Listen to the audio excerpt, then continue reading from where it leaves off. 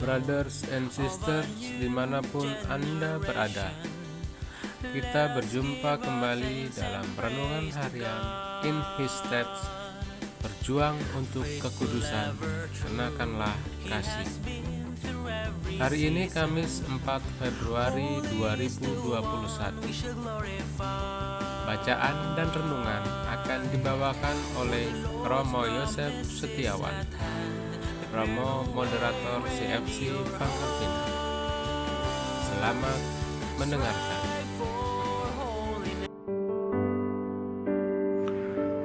Bro and sis yang terkasih, saya diminta untuk memberi renungan hari ini, tema yang sangat menantang tentang kekuasaan.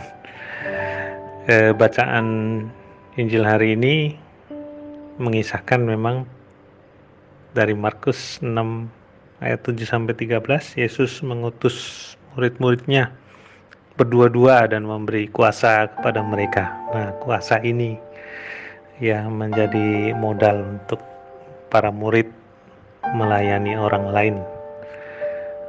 Tapi dia juga berpesan supaya tidak membawa apa-apa. Apa itu artinya? Ya, supaya tidak merasa kecukupan sendiri lalu tidak membutuhkan orang lain atau tidak membutuhkan Tuhan. Jadi dibuka peluang kekosongan diri supaya diisi oleh orang lain dan oleh Tuhan gitu. Nah, tema kekuasaan ini menarik karena kita dimanapun kita berada, mungkin kita akan memperhatikan kuasa-kuasa yang ada di sekitar kita. Itu mengisyaratkan bahwa ada pengaruh dan otoritas atas orang lain. Maka Yesus minta supaya kita hati-hati, supaya kekuasaan itu tidak untuk kepentingan pribadi tapi untuk berbuat baik kepada sesama. Beberapa dari kita mungkin lebih dominan di rumah, di komunitas, di tempat kerja, atau dalam relasi.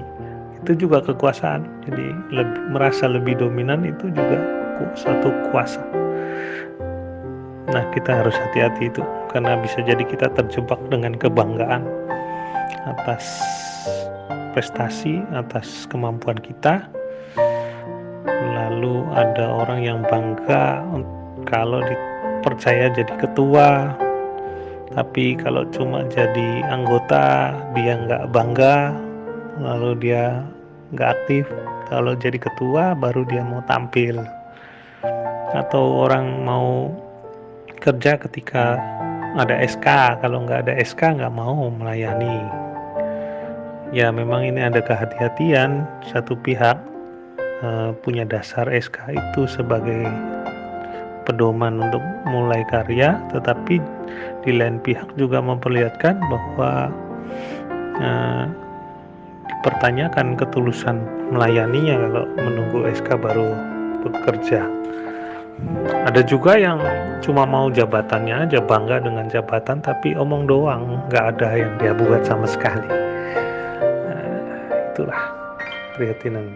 Jadi ada yang merasa juga bangga pada diri sendiri, terjebak pada kebanggaan kemampuan diri sendiri, jadi sulit percaya pada orang lain, sulit mendelegasikan tugas. Dia mau ambil semua, kerjakan sendiri. Ada juga orang yang terjebak menggunakan kekuasaan semena-mena untuk memperoleh apa yang dia inginkan. Nah, ini bahaya. Dia pakai powernya untuk mencapai keinginannya, memaksakan kadang-kadang dengan tutur kata yang kelihatannya bagus, indah, tapi sebetulnya ada udang di balik batu. Bahkan ada yang bertahan pada kekuasaan, nggak mau diganti, nggak mau dipindah, ini karena keinginannya bisa tercapai lewat kekuasaannya itu. Jadi hati-hati, kita bisa terjebak pada hal itu semua.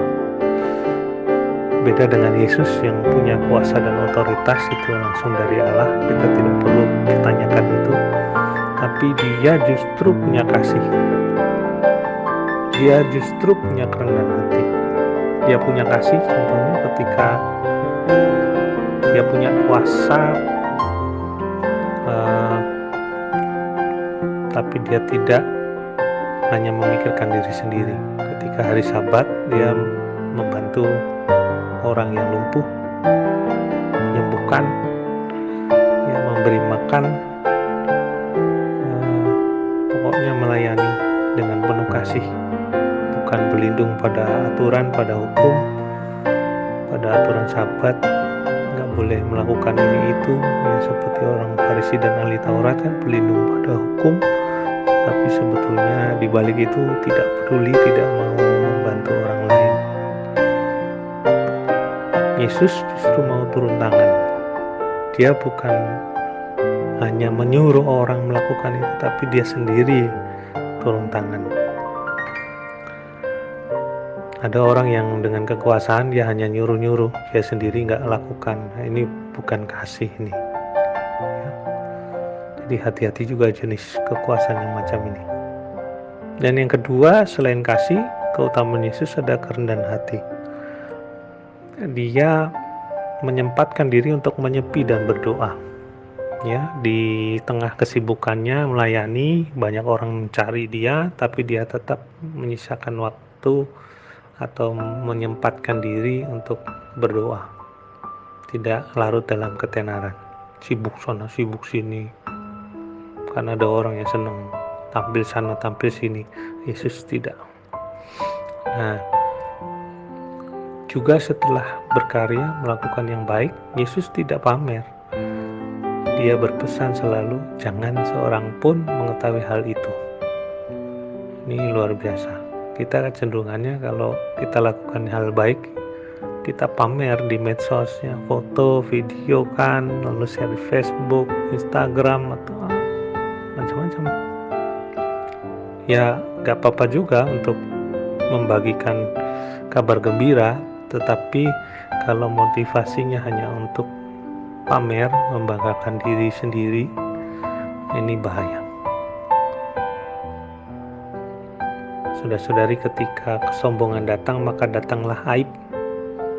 Tetapi kerendahan hati datang, maka datanglah hikmat. Amsal 11 ayat 2. Ketika kita diminta tanggung jawab yang besar, itu berarti kekuasaan juga besar. Kita butuh semakin rendah hati. Rendah hati harus juga besar. Kita mohon rahmat untuk itu. Nah, kita mohon rahmat supaya bisa mencontoh Yesus, meneladani Dia, mempraktekkan dalam kata dan perbuatan. Pertanyaan reflektif sekarang, di mana saya memegang kekuasaan? Di rumahkah? Di sekolah? Di kantor? Di masyarakat? Atau di mana? Yang kedua, bagaimana saya telah menggunakan otoritas yang diberikan Tuhan kepada saya? Selamat merenungkan, Tuhan memberkati. Brother and sister, demikian renungan kita hari ini. Kita telah diberi kuasa oleh Allah. Semoga kita dapat menggunakannya untuk berbuat baik bagi sesama. Terima kasih kepada Romo Yosef Setiawan yang telah menyampaikan renungan hari ini. Kita berjumpa kembali esok hari dalam renungan harian In Step edisi selanjutnya. Salam sehat, tetap semangat.